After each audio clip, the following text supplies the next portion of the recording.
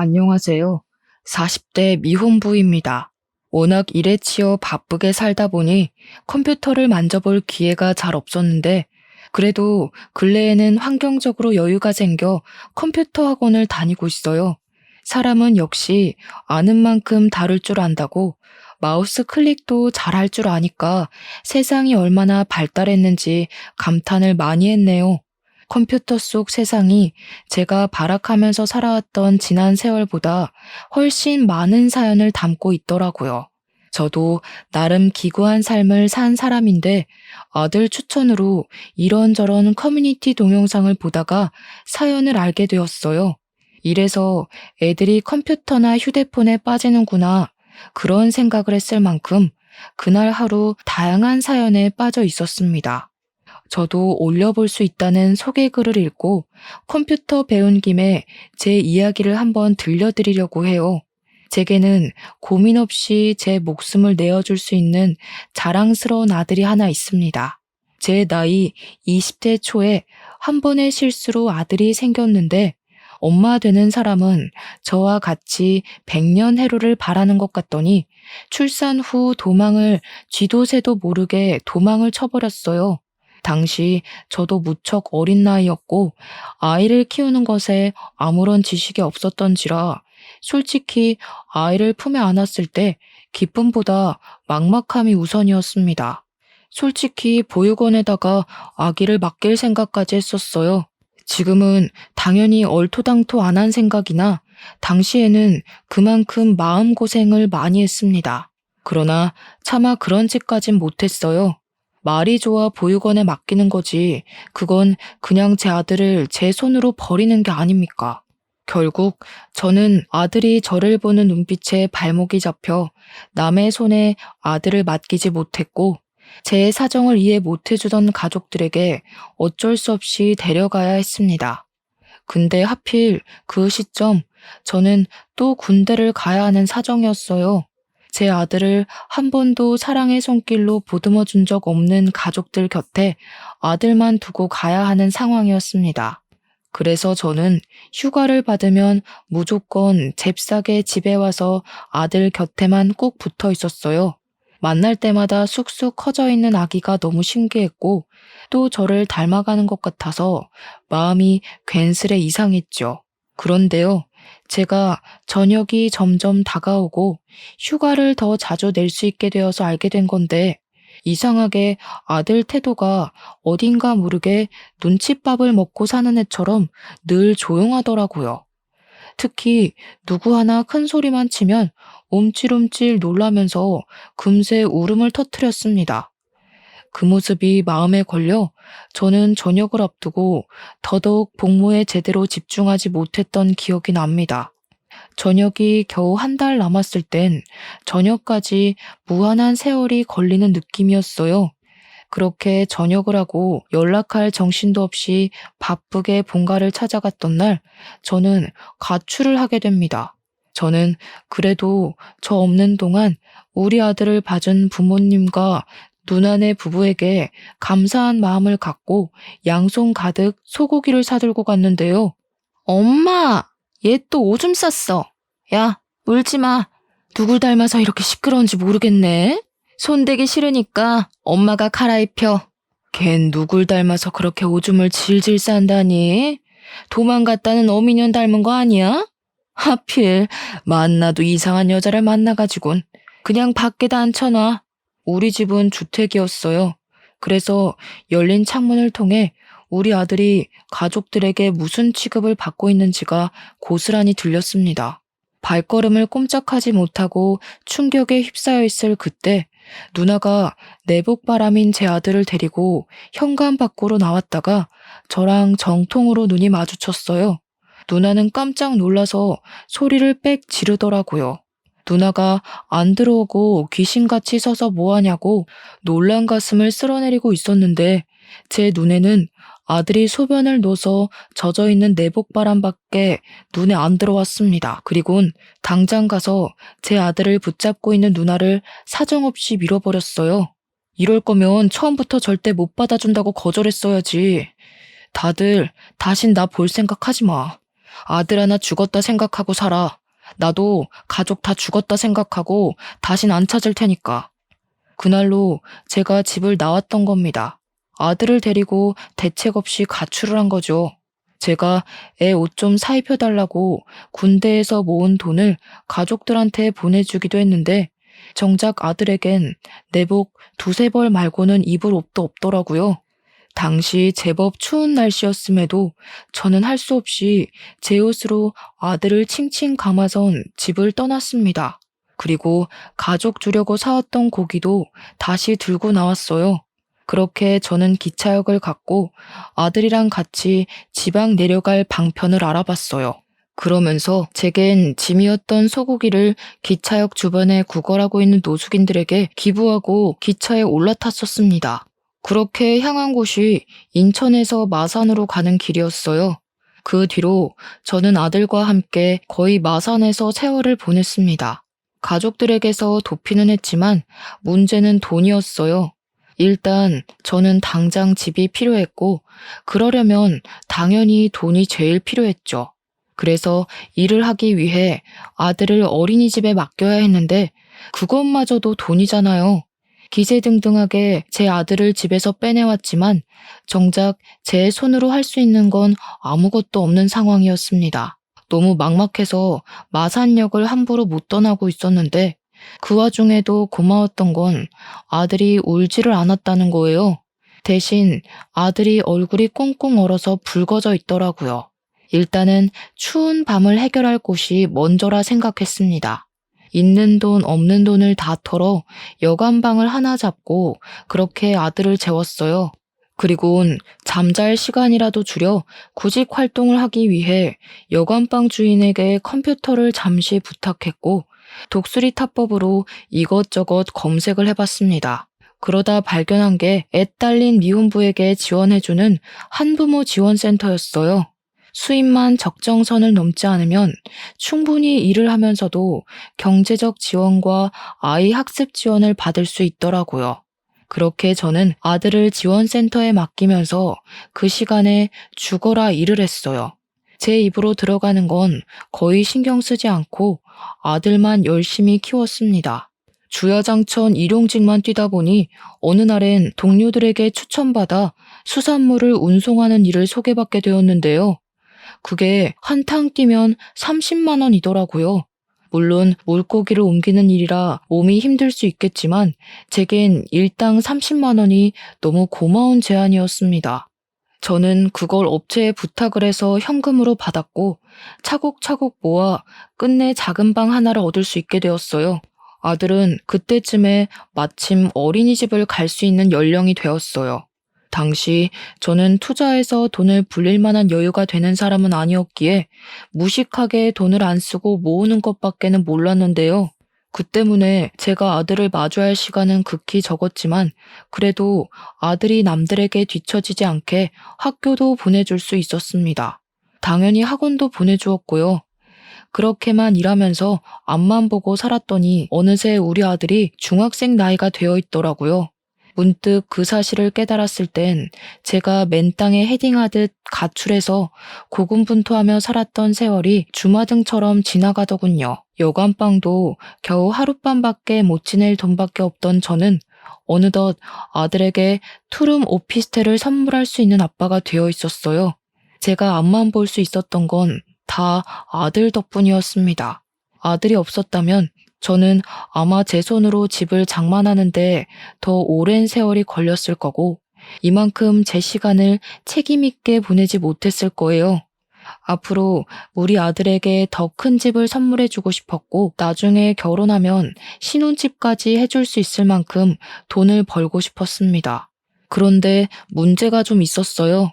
경제적으로 안정되면 가족 또한 안정될 거라는 제 생각과 달리 가정의 평화와 부자 관계는 비례가 되지 않는다는 걸 알았어요. 제가 일 때문에 바빠서 쉬는 날 아니고는 아들이랑 아침 밤으로밖에 만날 시간이 없었는데요. 그래서 어린 아들은 제가 쉬는 날을 좋아했고 늘 저를 기다렸습니다. 그걸 알아서 저는 그날만 되면 꼭 아들이랑 외식하거나 아들이 좋아하는 걸로 배달을 시켜 먹곤 했어요. 그런데요, 이렇게 저와 함께 시간 보내는 걸 좋아하던 아들이 어느 순간부터 약속이 있다고 자주 나가더라고요. 원래 사춘기가 되면 부모란 존재가 자식들의 우선순위에서 밀려난다고 하잖아요.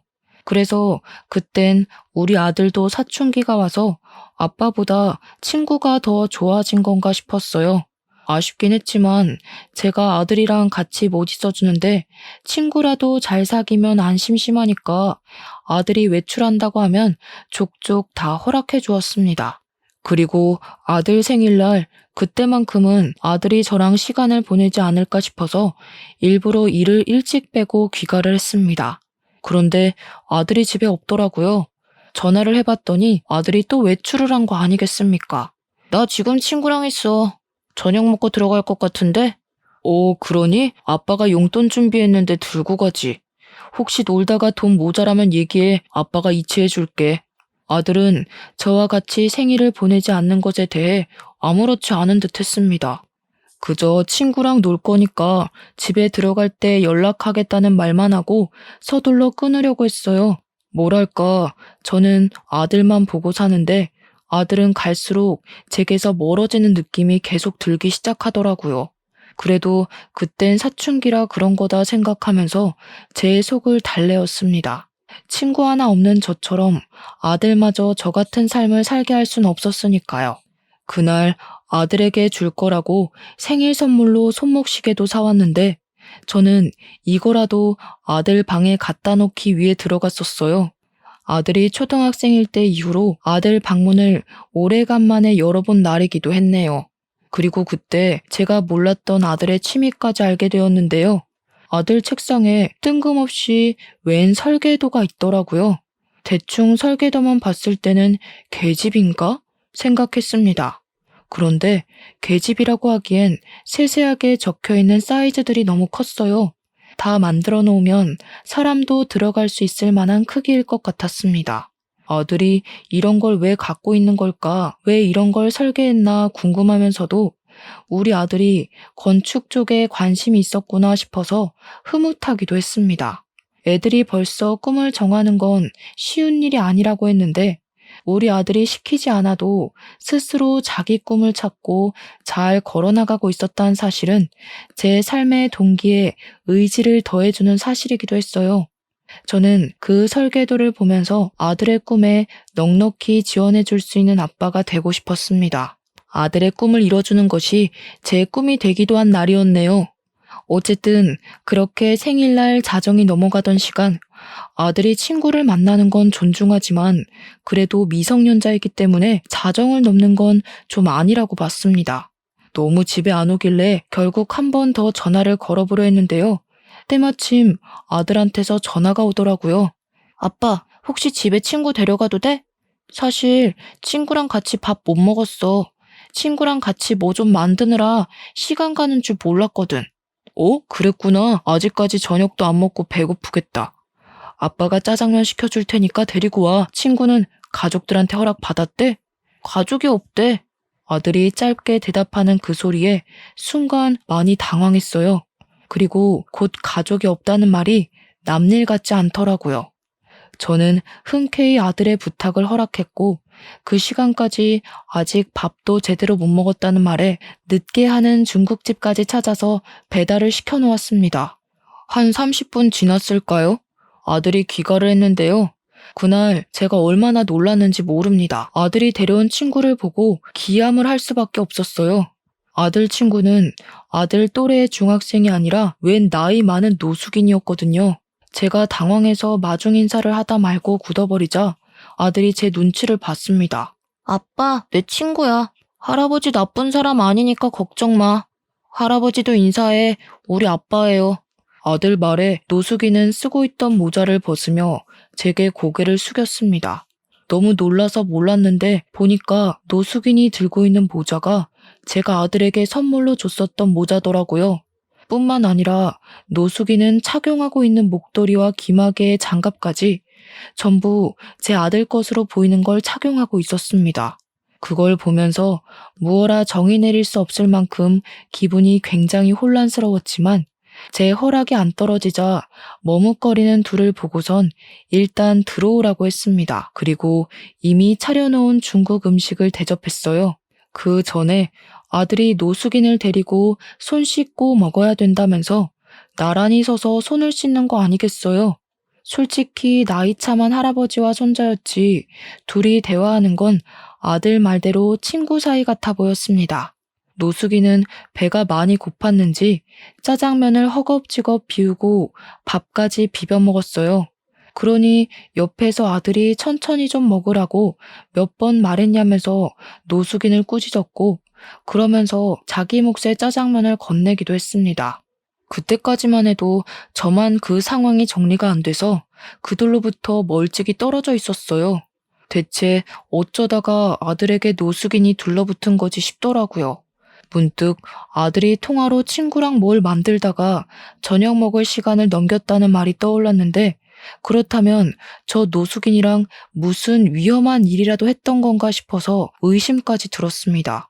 그런 신분 불분명한 사람을 이 집에 재우기까지 하는 상황이 되었어요. 아들 부탁으로 노숙인을 하룻밤 신세지도록 허락을 해줬는데 차마 아들 방에서 같이 자게 할 수 없어서 이불이랑 베개를 따로 거실에 내어주고 보일러를 틀어놓았습니다. 부자가 쌍으로 좋은 사람들이구먼. 너무 고마워요. 아들을 얼마나 잘 키워놨으면 애가 저렇게 바람직합니까? 요즘 세상에 부모 버리고 가는 자식들도 많은데 아빠가 이리 마음 좋은 사람이니 아들도 그리 클 수밖에 없었나 보네요. 노숙인은 제게 너무 고맙다며 연신 인사를 했지만 저는 대충 예의에 받아주고 아들 방에 황급히 들어갔어요. 그리곤 다급한 마음에 그만 아들을 다그치고 말았죠. 저 사람 친구 맞아? 언제부터 친구였는데 도대체 어디서 왜 저런 사람이랑 어울리게 된 거야? 저런 사람이라니 내 친구라니까. 초등학생 때 만났어. 학원 가기 전에 놀이터 앉아있으면 할아버지가 놀아주고 그랬는데 듣자 하니 오늘 내일 만난 사이가 아닌 것 같았어요. 그게 더 저를 속 터지게 만들었습니다. 상당히 어린 나이부터 비위생적인 노숙인과 어울렸다는 것인데 대체 어쩌다가 공부 잘하고 학교 생활과 교우관계 좋은 줄만 알았던 우리 아들이 엇나갔을까? 그 생각이 먼저 들었어요. 어느 누가 내 자식이 노숙인이랑 어울리고 다닐 줄 알겠습니까? 부모로서는 상상도 못할 일이고 이걸 아는 순간 뒤로 넘어갈 큰 사안이잖아요. 그래도 저는 최대한 아들 심기 상하지 않도록 화를 억눌렀어요. 친구 없어? 저런 사람이 어떤 사람들인지 몰라? 그 많은 친구들은 다 어쩌고 왜 하필 노숙자랑 어울려? 저 사람이 뭐 하는 사람인 줄 알고. 그러다 진짜 큰일 나기라도 하면 아빠 생각은 안 해? 아빠는 할아버지랑 얘기 안 해봤잖아. 할아버지 나쁜 사람 아니라니까. 나도 나한테 위험한 사람인지 아닌지 정도는 알아. 네가 알긴 뭘 알아. 살아봤자 얼마나 살았다고. 저런 사람들은 잃을 게 없어서 더 나쁜 마음 쉽게 먹을 수 있단 말이야. 제 말에 아들은 결국 화를 참지 못해 자리에서 벌떡 일어났어요. 그리곤 저에게 처음으로 반항을 하며 언성을 높이더라고요. 아빠는 매일 일한다고 얼굴도 안 비추잖아. 솔직히 할아버지보다 아빠 얼굴 보는 게 더 힘들거든? 아빠가 돈 번다고 그러는 거 알겠는데 그래서 나도 아빠한테 불만 숨기고 아무 말 안 하잖아. 그럼 아빠도 내가 누굴 사귀든 신경 꺼야지. 할아버지는 유일하게 나한테 관심 가져주는 사람이라고. 아빠는 내가 학교 생활 어떻게 하는지 궁금해하지도 않잖아. 그 순간 뜨끔했습니다. 아들은 제가 집에 없는 시간이 많아서 성적을 잘 받거나 상을 받아도 자랑할 곳이 없었다고 했고 그 때문에 집에 가는 게 싫어서 놀이터만 전전하다가 노숙인을 만났다고 했어요. 자기가 받은 성적표랑 상장을 제 방에 가져다 놨었다고 했지만 일하면 쓰러져서 잠에 들기 바빴던 저는 그걸 전혀 보지 못해 알지 못했던 겁니다. 아들 나이에는 성적표로 인정을 받고 안 받고가 제법 중요한 요건인가 보더라고요. 정작 아빠 노릇을 했어야 하는 건 돈보다도 그런 정서적인 영역에 있어야 했던 건데 정말 저는 아무것도 몰랐습니다. 제가 못하는 아빠의 역할을 대신 채워준 게 아마 노숙인이지 않았나 싶었어요. 노숙인만이 아들을 인정해주면서 천재라고 잘 컸다고 칭찬을 해줬는데 아들은 그게 너무 고맙고 좋아서 이것저것 자랑을 더했고 그러다 보니까 주기적으로 만나게 되었다고 했어요. 그 말을 듣는데 아들을 나무라다가도 제 스스로 돈만 생각하느라 아들 마음을 신경 못 썼다는 것에 죄책감이 밀려왔습니다. 하지만 그건 그거고 그렇다고 아들이 정체불명의 노숙인을 어울리게 두는 건 솔직히 부모로서 용납이 안 되었어요. 무슨 이유인 간에 노숙자는 안 돼. 안 그래도 아빠가 항상 살펴봐주지도 못하는데 네가 계속 노숙자랑 어울리면 걱정이 되겠어 안 되겠어? 아빠가 하루 종일 걱정하고 일도 손에 안 잡히고 그러면 좋겠어? 내일부턴 만나지 마. 알겠니? 싫어. 아빠가 언제부터 나 신경 썼다고. 그냥 평소처럼 내가 뭘 하든 어디서 어떻게 지내든 관심 갖지 마. 아빠가 나 먹여주고 키워준다고 해서 내 인생까지 통제할 권리는 없어. 아들은 노숙인에 대해서 진심이 있기라도 한 듯 제게 대들었습니다. 이게 진심인 건지 아니면 제가 자신이 가진 것에 대해 무작정 부정적으로 봐서 느끼는 반감인 건지는 모르겠어요. 이러나 저러나 저는 난생 처음 아들이랑 다퉈봤고 그 다툼은 그저 노숙인으로 인한 일시적인 순간이라고 생각했습니다. 그런데 저는 그날로 아들과 남보다 못한 사이가 되어버렸어요. 우리 다투는 소리가 밖으로 새어갔는지 현관문 소리가 나길래 저랑 아들이 목소리를 일체 멈췄었거든요. 저희 둘의 극단적인 상황에만 신경 썼다 보니까 밖에 노숙인이 들었을 수도 있겠다는 생각을 미처 못한 거예요. 설마 싶어서 나가봤더니 역시나 그 노숙인은 이미 집을 떠나고 없었습니다. 심지어 아들이 줬던 모자랑 목도리, 장갑 이런 거 다 가지런히 놓고 나갔어요. 이게 바로 저와 아들이 남과 같은 사이가 되어버린 이유입니다. 아들은 그때부터 저를 극도로 미워했고 멀리하기 시작했어요. 아마 사춘기가 더 심해져서 저를 투명인간 취급했을 겁니다. 제가 항상 아들이랑 같이 겸상을 못하기 때문에 아들이 집에 오면 간단한 요기를 할 수 있도록 이것저것 사놓는 편이었거든요. 아들이랑 싸워도 저는 아빠니까 제 자식 입에 들어가는 것들이 중요하잖아요.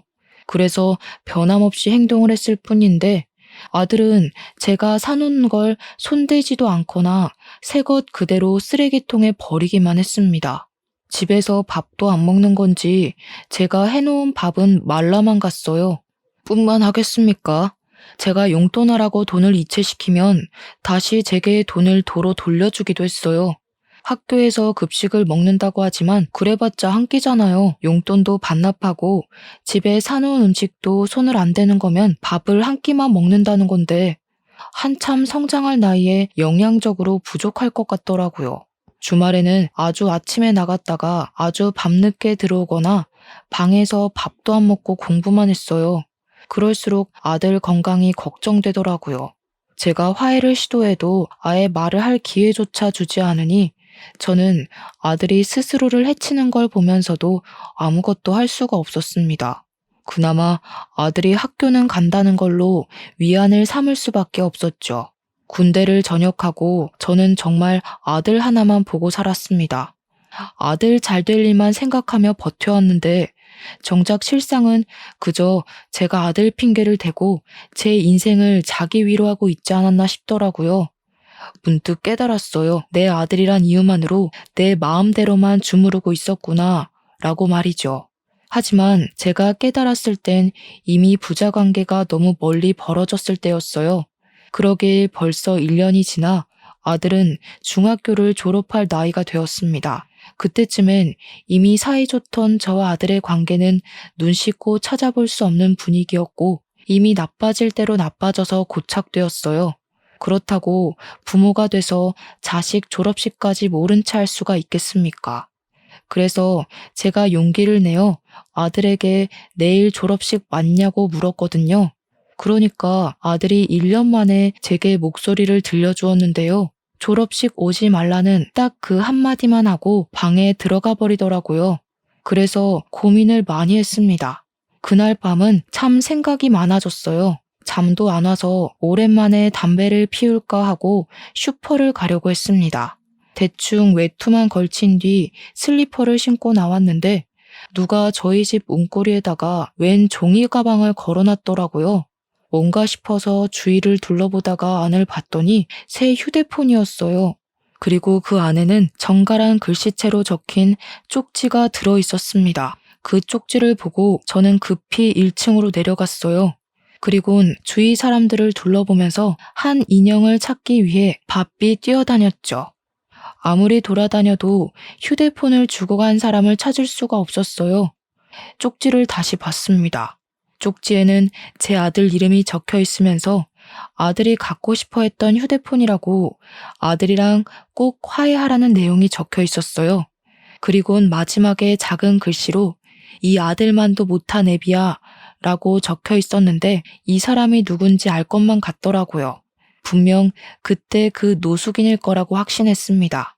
저와 아들 사이를 같이 알고 있는 사람은 그 할아버지밖에 없었으니까요. 결국 노숙인 찾기는커녕 담배 피울 생각도 못하고 다시 집에 들어왔어요. 휴대폰이라면 진짜 비싼 제품이 아닙니까? 돈도 없는 양반이 이런 걸 어떻게 샀는지 궁금하더라고요. 그리고 한편으로는 제 자신이 또 한 번 부끄러웠습니다. 노숙인은 제가 아들에게 홀대받고 있다는 걸 아는 것 같았고, 그렇다는 말은 아들과 여전히 만나고 있다는 것도 증명이 되는 말이었어요.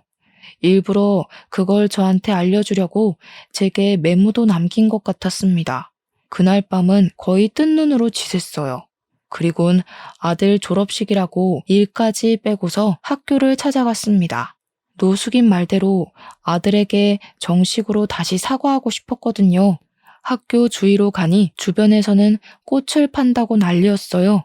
아들이 안 만나줄 수도 있으니 꽃은 생략할까 싶다가도 아들이 좋아하는 보라색의 꽃이 보이더라고요. 그래서 충동적으로 구매를 해버렸어요. 근데 마침 그 옆에서 조금 깨재재 보이는 한 아가씨 있었는데요. 꽃 살 돈이 부족한 건지 1,000원짜리 2장을 꼼지락거리며 한 송이만 싸게 해주면 안 되냐고 꽃 주인에게 부탁을 하고 있었어요. 그러나 꽃 주인은 자기도 먹고 살기 힘들다고 그 여자한테 미안하다는 말만 주야장천했습니다. 그 여자는 꽃 주인을 설득하지 못해 결국 꽃 없이 졸업식을 가려는 것 같더라고요. 잠자코 지켜만 보았던 저는 마치 재작년 아들에게 했던 실수가 떠올랐어요. 문득 노숙인 또한 이렇게 보냈던 것이 마음에 걸리는 거 있죠. 그래서 그 아가씨를 쫓아갔고 아가씨에게 사정을 물었습니다. 동생이 졸업식인데 부모님이 안 계시거든요. 오늘 공과금 내고 남은 돈이 이것밖에 없는데 꽃이 이렇게 비싼 줄 몰랐어요. 알았으면 생활비를 더 줄일 걸 그랬나 봐요. 이거 가져요. 저도 아들이 졸업식인데 아가씨 동생이랑 동갑이겠네요. 자식 같아서 축하해 주려는 거니까 가져가세요. 저는 또 사면 되거든요.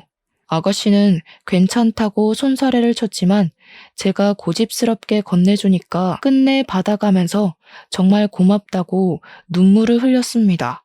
아가씨의 어려운 사정을 보면서 노숙인도 분명 사정이 있어서 그랬을 텐데 싶은 생각이 들더라고요. 저도 어려울 때가 있었고 도움도 받았던 사람인데 왜 어려운 사람을 외면했던 건지 후회가 밀려왔어요. 그게 아들과 틀어지게 된 계기였던지라 마음속에 더 오래 남고 속상했습니다. 매번 이렇게 지난 날을 후회해 뭘 하겠습니까? 저는 다시 꽃다발을 사서 졸업식에 갔어요. 아들에게 연락을 못하고 갔기 때문에 아들이 어디 있는지도 모르고 벌써 학교를 나갔는지도 몰랐습니다. 그렇게 운동장 입구에 서서 눈 빠지도록 아들만 찾고 있었는데 옆에서 갑자기 웬 번지르르한 할아버지가 말을 걸더라고요. 아들이랑 달리 못돼 처먹은 양반인 줄 알았더니만 그 아들의 그 아빠 맞네. 그런데 괜찮은 옷 한 벌 안 사 입었어?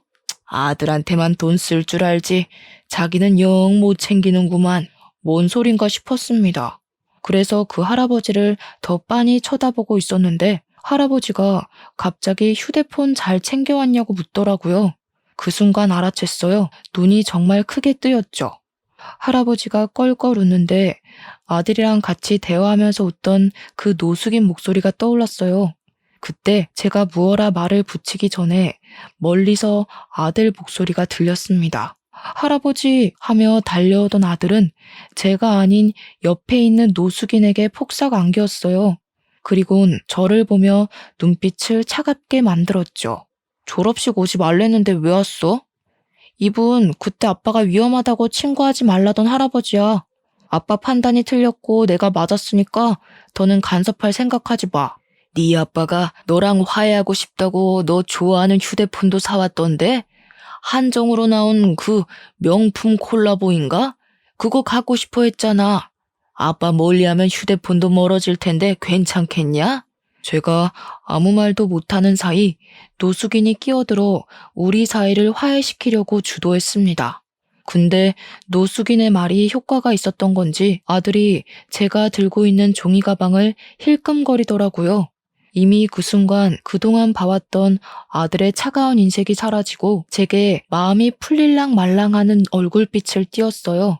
그래서 제가 바로 용기를 냈던 것 같습니다. 미안해 아들, 아빠가 틀린 게 맞아.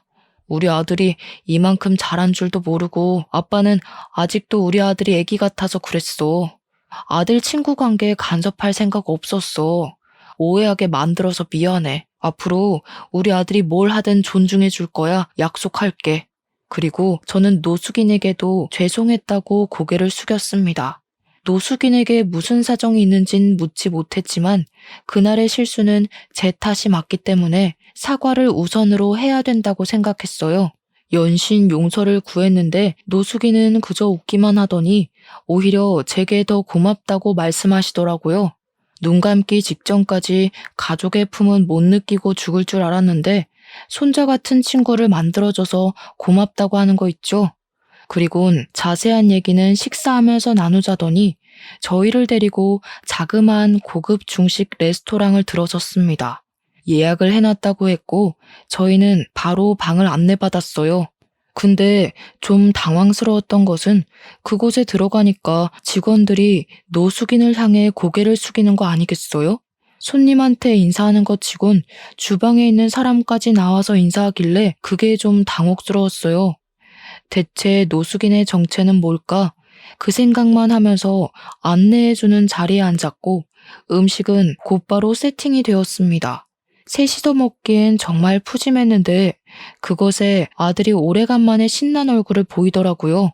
대체 이게 다 뭔지 저는 더 이상 참지 못해 머릿속에 담고 있던 걸 물었습니다. 그러자 먹고 좀 얘기하자며 저더러 성질 급하다고 나무라던 노숙인은 제 아들에게 탕수육을 퍼주면서 얘기해 주었어요. 내가 자식들한테 버려진 사람이야.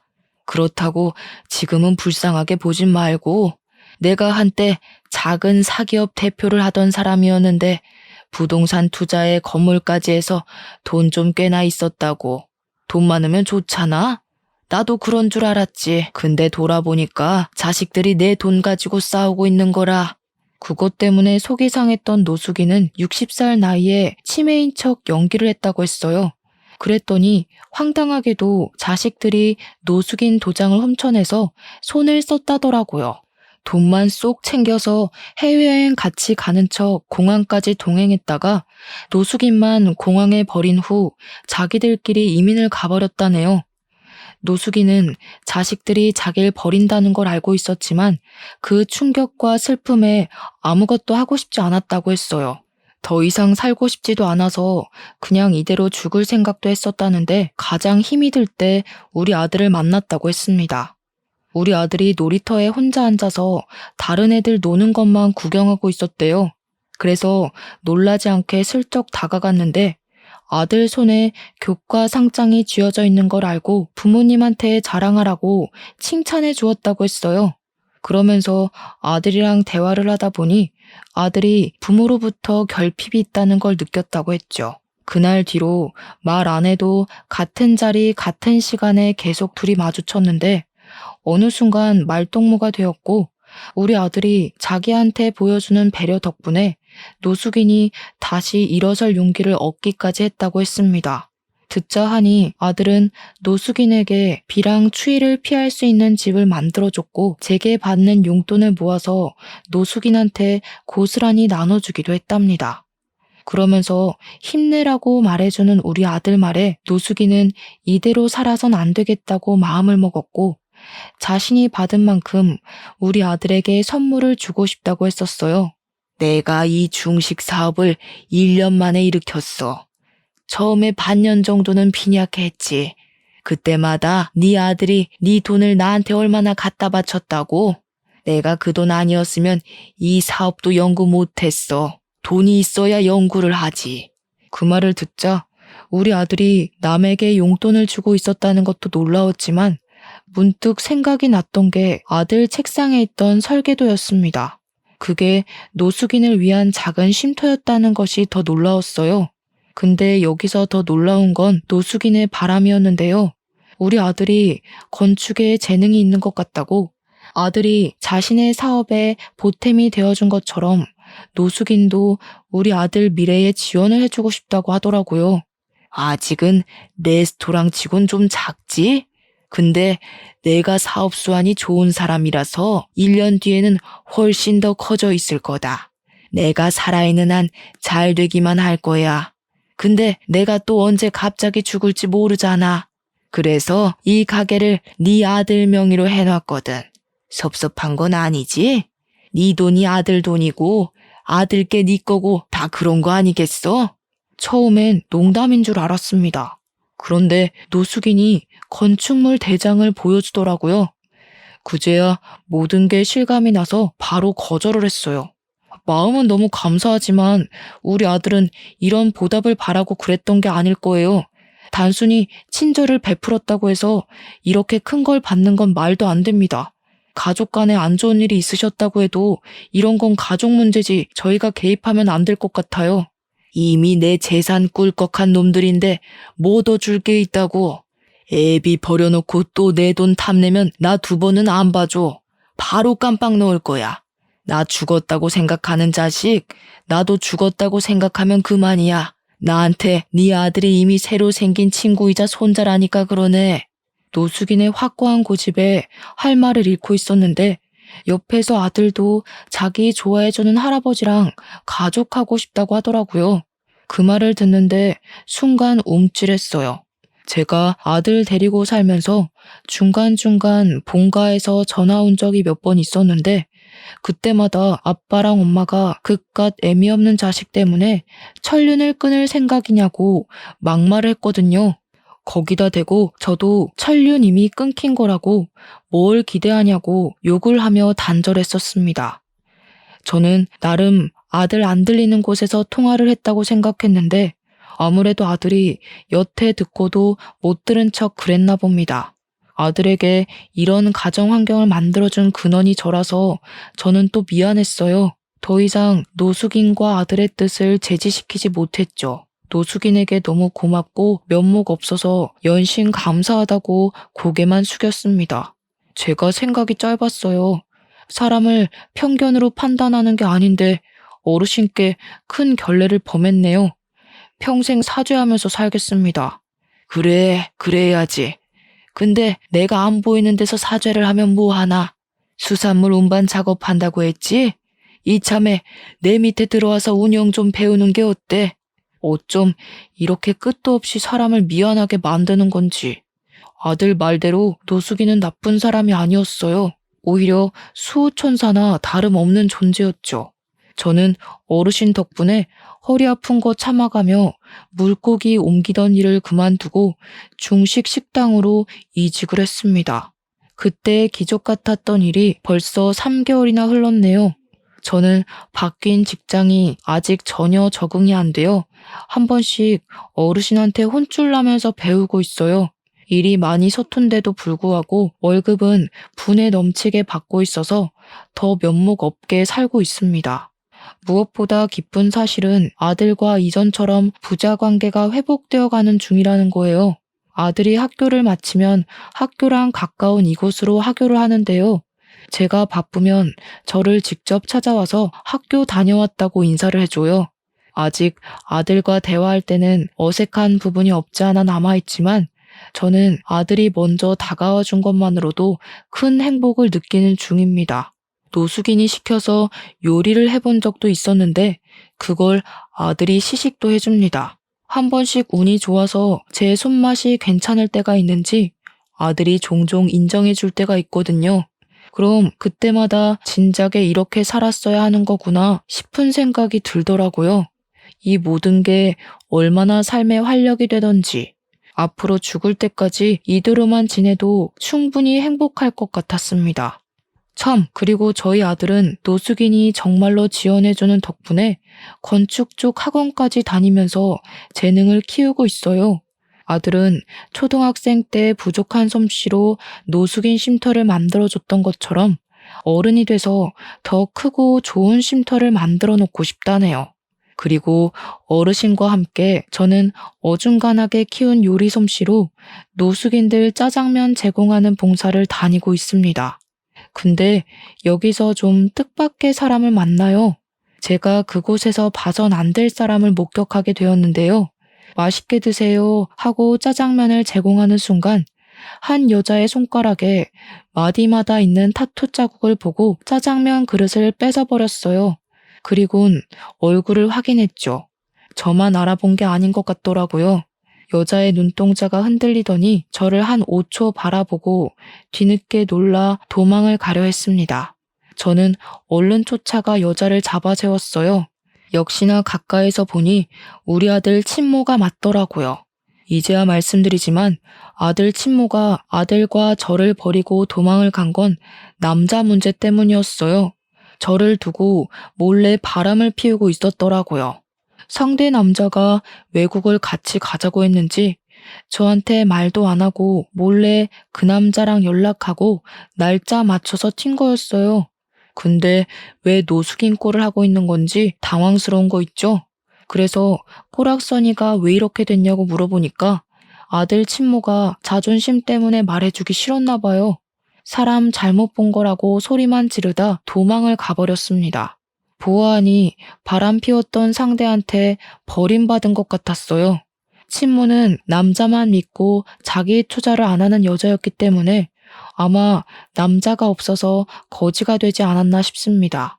그리고 왠지 제 가족이 어떻게 살고 있는지 궁금해하시는 분 계실까 말씀드리는데요.